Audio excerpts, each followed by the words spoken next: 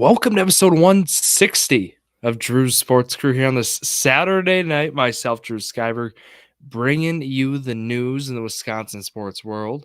As always, looking forward to a great weekend here, Easter weekend, for those who celebrate.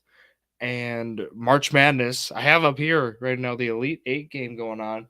Alabama Clemson. It's as of time of recording, we got a 1-point game going. It's a good one. I'm excited. Of course, enjoying Point Brewery, enjoying the best root beer out there, 0.0 sugar. Check them out. They're available in stores and bottles or cans, whatever you prefer. Just great soda, great quality, with that zero sugar, and great taste as always. So check them out. I want to highlight them here as sports are going on. Baseball's back, right? Again, shout out the Brewers too, sending that to me. I talked about it, right? Drew Skyberg. Number's not 24, but it's 2024. That's the reason behind it. Again, shout them out for sending that cool stuff. Come on, when your team sends you stuff like that, right? It's just exciting. So, let's go through kind of how the week has gone so far for the Milwaukee Bucks. A not so great week. However, the Milwaukee Brewers were like, I'm going to pick it up for the city of Milwaukee, especially after that Marquette loss yesterday. I know I don't talk college basketball in here, but for those who don't know, I'm a huge Marquette basketball fan, like huge. So that's like it's not. And I know how the Wisconsin Marquette rivalry. There's a lot of tension between the two clubs. I like to joke around with my Wisconsin with friends who are mainly Wisconsin fans, but I always like to preface it as I'm a Marquette fan first, Wisconsin second. I think that's valid. I watch Wisconsin for football, right? I'll watch the bowl games. I'll watch, of course, all the conference games. I think that's a reasonable way to look at it. I don't think you have to. There needs to be that tension amongst two sets of fans, considering we're both geographically, it's good they play right when they play. I root for Marquette. I think that's valid. But when when they're both in the tournament and they're both played, you can root. I did have James Madison beating them in a couple brackets. That was just solely based on the pace James Madison plays at is a tough pace for Wisconsin to match. So there's actually some intuition behind it rather than picking it because I don't want them to win. So I think that's just important to mention. And yeah, tough loss for, not even just Marquette fans, for all Wisconsin sports fans. I think yesterday was a tough loss. Was something where definitely think that they should have won. They beat themselves. But credit NC State. They still scored more points than the other team. That's why I see other people complaining. They beat themselves. They did. I agree, but they still let the other team score more points than them. So there's still that point. It's almost to discredit NC State. They still have went on this huge run. So that's my college basketball talk. We're in March. It's March. It's crazy. Clemson, Alabama dueling right now. Whatever. You'll know the final when this episode's out. But let's go through what I talked about at True Sports Crew and then the rankings, posts, etc. That can all be found on there at True Sports Crew, Instagram, X, TikTok, and then Facebook and YouTube, Drew Sports Crew. The division rankings, MLB power rankings, Brewers and Bucks schedule previews for each week. A lot of great content. Check it out. Go on to the Bucks. Bucks just came off a thrilling win against the Atlanta Hawks in Atlanta. They were without Trae Young. I had the game on along with college basketball, of course. Double screen. It's that time of the year. No, Giannis played very well. Defensively, still not a great showing. I've seen some stats and I've dug into it myself. That first 15 games after Doc Rivers, right? Defense was vastly improved and so on. Yeah, we're not we're not necessarily seeing that same level of defensive intensity. Sure, you could say it's a personnel thing, right? Pat Bev's a little banged up right now, but still playing through it. They were out without Middleton for a little bit there, but it just hasn't the defensive intensity. Maybe we're at that point in the year, right? It's hard to say. Guys are getting tired. Um, they had a good stretch late February, which we talked about, was with like Charlotte allowing only like 85, 99. But the month of March, defensively, was not particularly great. Um, I think on average alone they were going up around 110 points a game or so. So not ideal. I mean, 129 was like that peak. They've given up a couple times. They granted there was a double overtime game against the Lakers, but they were 9.5 point favorites. Like LeBron was out. Um, they lose that this week. They have, but okay. They start off this week was weird. That Sunday night game I didn't really cover because I was like, good luck Bucks. We think they can win, so on. It's arguably their best performance of the season. Was what that was, a Middleton triple double going on. The Thunder are no joke. They may be young, but they are no joke. They have played very well this year. They have 50 plus wins already. They beat them by 25 at home. That was the one of the best / most impressive wins of the year. I mean, they dominated that game, flat out domination, and they held Shea Gilgeous-Alexander. That was the best we've seen a team play Shea this year. That was some of the best basketball I've seen him getting him defensively. Like, they were not letting him get his way in the paint. They're really cutting off his acceleration. 5 for 12 was he again with that. And then Chet Holmgren they locked down. That was impressive as well. 1 for 10 for him. Held those guys in check. You're going to win some games, and they won that one. Then they had the Lakers. They go from all time like one of the most impressive wins this year to an ugly loss. It's tough. I mean, Austin Reeves put up a triple double. I don't even, I was lost for words in this one. This was an impressive win for LA. Credit where credit's due. Bucks kind of hurt themselves in some points. The free throw line, Giannis missed those two late. That's usually where people point to from what I've seen. But Bobby played well off the bench. I like that. He had 18 and 13. Look, you got to win this game. I don't know. Giannis had 7 turnovers. We've seen that more this year. I talked about his turnovers have kind of spiked this year. Pretty sure he's going to set a career high in turnovers per game this season. But things like that, like this team has been weird this year, and where you've had games where this team looks like they're going to make the NBA Finals. And then you've had games like, okay, this team could get bounced in the first, second round. So, how this team's going to perform in a 7-game series intrigues me. I would think, and I do think, with the veterans they have, the game planning that goes into it, the firepower they have, this team fares well. I would think more of the conference finals. I've talked with people; they've asked me. Just one question in particular that comes to my mind is, where do you think the Bucks are going to finish, or like, what's the expectation basically this year? I've told people conference finals are bust. Maybe like conference finals is like, Drew, this team has 2 NBA 75 players. It should be finals or bust. I would be upset with the conference finals, but I don't know. Is it maybe it's making the finals? Maybe I'm being too nice thinking more about it, but anything less than, I think, conference finals, I'd be disappointed, but I wouldn't think we would just need to trade people away and just totally tear down and so on.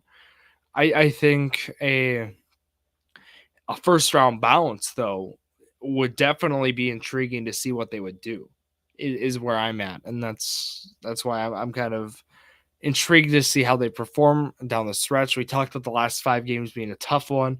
Orlando's really struggled as of late, so that's actually looking a little bit better. But they get the win tonight in Atlanta.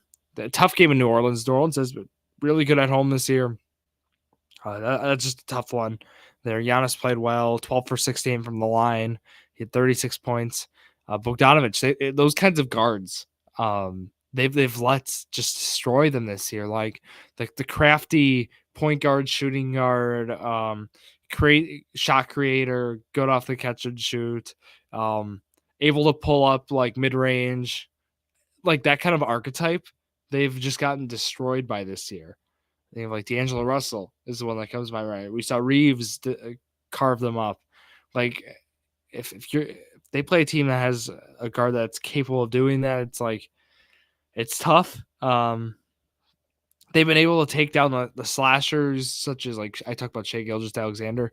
Obviously, they're not holding him in check like that every game, but look, that's just stuff that came to my mind. A 9-point win for the Bucks. Looking at previewing here, week 24. They got 4 games when I go Monday to Sunday. You guys know, kind of weird, but that's how we roll. You got Tuesday at Washington. You can't lose that. You got Wednesday at home, so you got a back-to-back. You play Memphis at home. I still like that matchup for them. You got Friday at home against Toronto. You got to win that. And then you got Sunday at home against New York. So New York's without Randall. We'll see if he's back then. But those guys in New York, they've played a lot of minutes. I saw they had an overtime game last night. People were logging 45 to 50 minutes. They played a lot of minutes. And you're hoping for the Bucks' sake that they can hang in there, get a win there. That one it's going to be the toughest game this week, I would assume. Memphis has been a tough out for Bucks as of late, let alone like especially in Memphis, but at least this one's at home. The expectations of 4 in a week when you got the squad you have, 3-1. Maybe they get picked off by Memphis or New York, but a 3-1 week, I think, is very likely. But I would prefer 4-0. A 3-1 week though would get them to 50 wins. So another 50-win season for the Bucks is what that would do. I know you all care about the Central Division title, right? No. I understand nobody cares, but for those who did ask, the Cavs are 2 games back of the Bucks for the Central Division crown. The Bucks just need to hang in there. I talked about Cleveland's schedule being a little tougher at the end as well, so that does help. But why it's more important, not the division part, the seeding part. The Bucks are 2 games ahead of the Cavs for the 2 seed in the Eastern Conference. Boston basically has that top one locked up. They're 58-16, so don't worry about that. Playing for the 2 seed. I think the Bucks will get the 2 seed. So this regular season, arguably, okay, if the Bucks do finish with the 2 seed, for all that's happened, all the frustrations against the Pacers, Adrian Griffin's early departure, Dame being frustrated, Bobby, the meeting, after the in-season tournament in the locker room, those kinds of things. All this weird stuff has happened this year. Terry, I didn't talk about Terry Stotts, right? Leaving before the season started. Like things like this, just weird drama this year for the Bucks. The Bucks could still have the 2 seed in the Eastern Conference. This is a credit to how they really overcame adversity. And obviously, job's not done, but I'm just monitoring. Like that's something we're gonna monitor. Other than that, right? I talk about Cleveland. New York's 2.5 back. Orlando's 4 games back. I mentioned they've struggled a little bit. They're 6-4 in their last 10. The Pacers are then 5.5 back. I mean, the 10 spots are basically locked up. I talked about them last week. It's going to be Boston, Milwaukee, Cleveland, New York, Orlando, Indiana, Miami, Philly, Chicago, Atlanta. Those are going to be the 10 teams. Those last 4 I mentioned are your play-in teams: Miami, Philly, Chicago, and Atlanta. As of right now, things can change on that. We don't really care about the West, but it's remarkable. The Rockets have won 11 in a row, and they are still not actually technically going to be in the playoffs. So, yeah, that's how tough it is right now in the West. They have 11 teams playing for 10 spots. We have in the East 10 teams playing for 10 spots. So, unfortunately, with how they expanded the playoffs, not as exciting. If there was only 8 spots, this would actually be a really exciting race. Not really in the East, but in the West, it'd be crazy. There'd be 11 teams for 8 spots. Send them over to the East because the 34-40 Atlanta Hawks are right now easily going to get in. They're going to be the 10th seed probably no matter what. They can't obviously lose out because Brooklyn has a shot, but they could like really falter here at the finish line here and like win like 38 games and they're in. Just remarkable. That's enough Bucks talk though. Basically, win three games this week, you get to 50. You should be able to win 3. You hope for 4. Let's go over to the Brewers. How about what a wonderful, eventful first 2 games. Loved both of the games. Both have had just interesting dynamics in and out each game. Freddie Peralta, your new ace for the Brewers, puts together a great game. 6 innings, 1 hit allowed, only that home run, 8 strikeouts. Working more with the off speed. Freddie's really just progressed to be more of a veteran pitcher. I just have really enjoyed that. I'm watching him pitch day in, day out. I don't know. It just was really enjoyable yesterday, and it was good to see. Obviously, I got to talk about the Rhys Hoskins thing. I do want to just mention before Jackson Chourio, great debut. I know people were hyping up like he did everything in his debut. He had a good debut. It was a good debut. Right, he had some good catches. He had a hit. He had a walk, a steal, whatever. A lot went on. He's a great player. We know he's a great player. I don't know. I just think that people are overhyping his debut. I love the hype, but I think like let's put it in perspective. It was his first game, played well, and looking to build on that. I don't know. But anyways, Yelich 3-hit game. He's hitting balls hard again. Exit velo looks good. I don't know. I was impressed with the defense too. I think that's the other story. Ortiz, Adames, and Terang, all 3 of them, very nice defensive games. But yeah, the Mets offense was quiet. The Jeff McNeil, here we go. The Rhys Hoskins McNeil thing. My take, Hoskins made a legal slide though that was it was a hard slide. It was a baseball slide. It was a slide that disrupted. It was late into the bag. Players, I see why players take exception to that all the time, but at the end of the day, like it's still baseball. Like I can see why McNeil was upset, but it was a legal play. Like everybody knew it was legal. Or I know that he didn't think it was legal, but like I think everybody watching, like who saw the replay once, was like, okay, that was a legal slide that was made. It was late though, and it was meant to disrupt the play. You can see why the person who was throwing the ball was upset that the guy tried to disrupt the play. But that's baseball; it happens all the time. So Hoskins, of course, did the crying thing to him, and then we see today. I think what Hoskins did was fine. I give Rhys Hoskins credit too. Yesterday, not really, like he didn't get in any physical altercation with him or anything. Actually, where it went back to the dugout was waited, like he did it right, is what happened. Hoskins did it right. And like he didn't, the slide he made, that was the right baseball play. Right, that's my take. I can see why a player would be upset about it, but that's the right baseball play. You can't be mad about a veteran making a good baseball play. It was not like a Chase Utley slide. That was good couple feet off the bag. This was right on the bag, legal slide, whatever. The game today, right? Brewers come in. DL Hall makes his debut. Had a solid outing. He managed traffic. He did a good job managing traffic around the bases, hung in there. I want to see the fastball play up more. Wasn't that effective? Luis Severino, oh boy, it's going to be a long year for Mets fans if that's the Severino they got. They might have just got the one that was there last year. I don't think he's anything different. So he allowed 12 hits in 5 innings. This Brewers offense, I think, is a lot. Like I think Pat Murphy said this best. The offense is the strength of this team this year. Maybe not the strength, but this is the best offense I've seen in a couple of years here with this team. This is a good offense, and I'm not 2 games through just making things up. If you look on paper, I mean, Yelich again 2 hits today. Contreras had 3 hits. Frelick had a hit. Hoskins of course, had the big day, 3 hits, including that home run, a walk. This offense is actually really well balanced. Trio batting ninth had 2 hits as well. It's just a well balanced offense, and it has unique aspects to all of it. It has the speed from the 2017 team.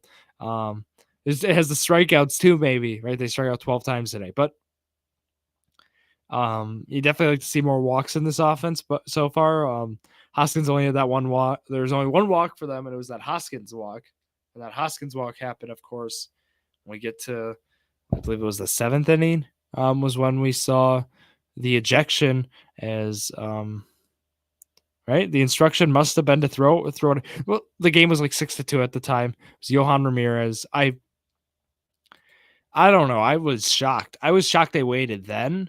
I was shocked the fact that they threw. It was up. It wasn't. It was behind and up. The fact that it was up is the really concerning thing.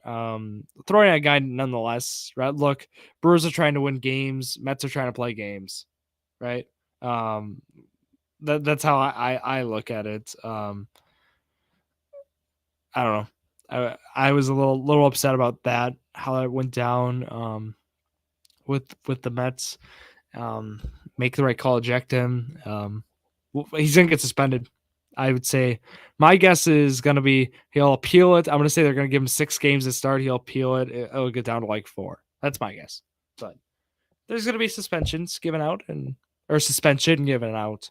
Manager, there was no warnings, so I don't think manager gets suspension, but I wonder if he gets a game or something because of it. We'll see what the MLB does. I'm gonna guess they're gonna do it on Monday, but let's talk more about the game. What happened? Hoskins hits that home run. Of course, he's a champion. I'm gonna give him a standing O at the game Tuesday. I'll be there, home opener.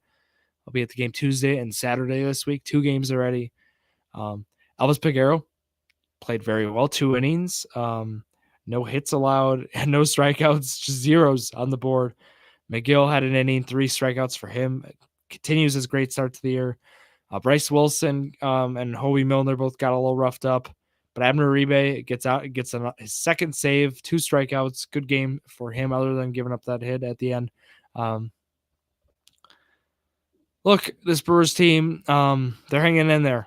2 games, 2 wins. Offense is exciting. I look forward to tomorrow's game as well. Colin Ray is pitching. I'm excited to see how Ray looks this year, but at the same time, too, I hope he does well. They're against Tyler McGill, so not Trevor McGill. I think I actually might have said Tyler McGill before. Some people would like to emphasize it's Tyler McGill. But yeah, Ray McGill, game 3. Hopefully Brewers get the sweep. But then the schedule this week, a 2-game series.